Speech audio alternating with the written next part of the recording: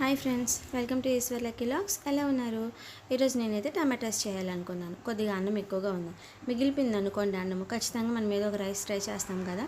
నేనైతే టమాటాస్ చేద్దామని కడాయి పెట్టేసుకొని ఆయిల్ వేసేసుకున్నాను. తర్వాత ఆవాలు, జీలకర్ర కొంచెం చిటపటమైన తర్వాత వెల్లుల్లి, పచ్చిమిర్చి కూడా వేసేసుకొని కాసేపు ఫ్రై అయిన తర్వాత ఆనియన్స్ కూడా గుండగా కట్ చేసి పెట్టుకున్నాను, అవి కూడా వేసేసుకున్నాను. ఇందులో కరివేపాకు ఇంకా ఫ్రై అయిన తర్వాత అల్లం వెల్లుల్లి పేస్ట్ కూడా వేసేసుకొని బాగా కొంచెం గోల్డ్ కలర్కి వచ్చిన తర్వాత టమాటా ముక్కలు వేసేసుకొని కొద్దిగా ఉప్పు వేసేసి మూత పెట్టేసి సిమ్లో పెట్టేశాను. ఇలాగైతే టమాటాకు త్వరగా మగ్గిపోతుంది కదా, అందుకనేసి. తర్వాత మూత తీసేసుకొని చూస్తే టమాటా బాగా మగ్గిపోయింది కదా. ఇప్పుడు దీన్ని కొంచెం స్మాష్ చేసుకొని ఇంకాసేపు ఫ్రై అయ్యించే. ఇందులోనే కొంచెం పసుపు ఇంకా కారం కూడా వేసేసుకున్నాను.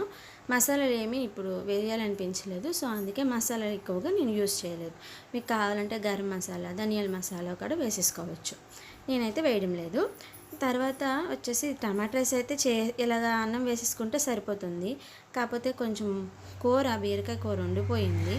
ఇది మళ్ళీ వేస్ట్ అవడం ఇష్టం లేక ఇందులోనే వేసేసి కాసేపు ఫ్రై అయినిచ్చిన తర్వాత అన్నం వేసేసుకొని కలుపుకుంటే సరిపోతుంది. మనము కూరలు మిగిలిపోయాయి అనుకోండి, వేస్ట్ చేయడం ఇష్టం లేక జనరల్గా ఆడవాళ్ళం ఇంటి దగ్గర మనమే తినేస్తూ ఉంటాం. అలా కాకుండా ఇలాగే మనం టమాటా రైస్ గట్రా చేయాలనుకుంటున్నప్పుడు ఇలాగే కూర కూడా ఇందులో కలిపేసి చేశారనుకోండి, కూర కూడా వేస్ట్ అవ్వదు. సింపుల్గా పిల్లలకు కూడా నచ్చుతుంది ఈ రైస్ కూడా. మీరు కూడా ఒకసారి ట్రై చేయండి. ఐడియా నచ్చితే ప్లీజ్ లైక్, షేర్, సబ్స్క్రైబ్ చేసేసుకోండి.